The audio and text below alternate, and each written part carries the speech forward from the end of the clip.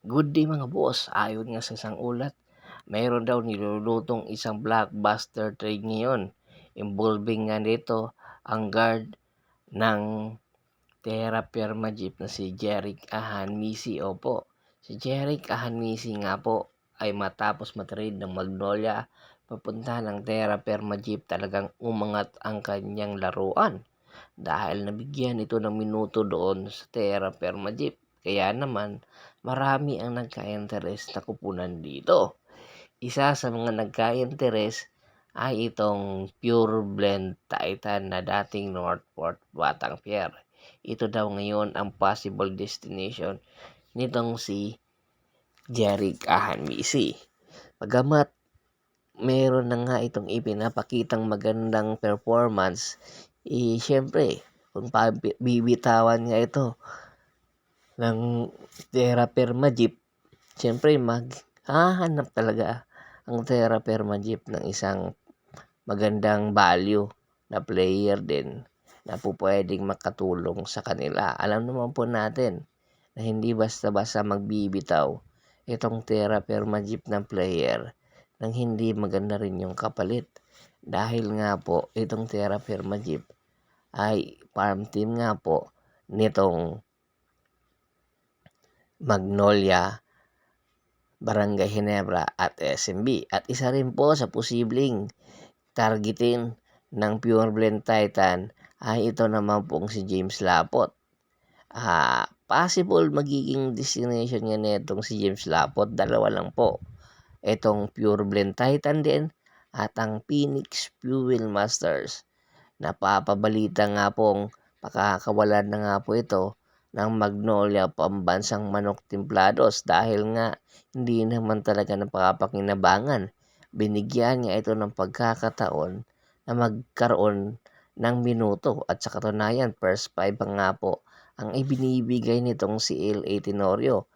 Tina-target kasi ngayon ni L.A. Tenorio yung isa sa mga player ng Phoenix Fuel Masters at ng Pure Blend Titan. At isa rin po sa posible na kunin naman po ng Magnolia ay itong si Robert Bolick Jr. Marami nga ang nagsasabi si Robert Bolick Jr.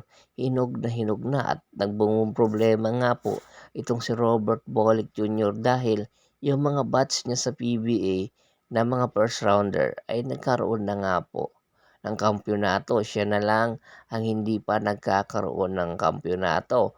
Kaya hangad niya sa Phoenix, kung gusto kumuha ng kampyonato, ay palalimin ang kanilang lineup. Kaya naman po, hindi na nga nag-aayos pa si Robert Bolick Jr. dahil gusto na rin itong lumipat. Kaya itong Magnolia ay talagang prosigido sa panliligaw. Gusto kasi ng Magnolia itong laruan ni Robert. Tingnan mo naman lang, hinog na yung bata. Kinakailangan talaga ito ng Magnolia dahil na rin napakadami ng bench players ng Magnolia na po pwedeng ipadala doon sa NLEX. At ito naman si Polly dahil nga napakadami ng problema pagdating na lang sa semifinals ay nagkakaroon ng injury. Pakakawalan na nga po ito ng Magnolia Pambansang Manok Timplados. Kaya porsigidong ngayon na ang magiging destination nitong si Polly ay ang Pure Blend Titan na dating Northport Batang Pier. Pwede po na magiging kapalit nitong si Polly ay si Joshua Monson. Kaya aabangan natin kung papatusin ba ito ng Pure Blend Titan dahil nagkakaedad na rin itong si Polly, samantalang itong si Joshua Monson ay unti-unti na ring umaangat ang kanyang di kalibreng mga laruan na marami na rin ang nagkaka-interes na kupunan.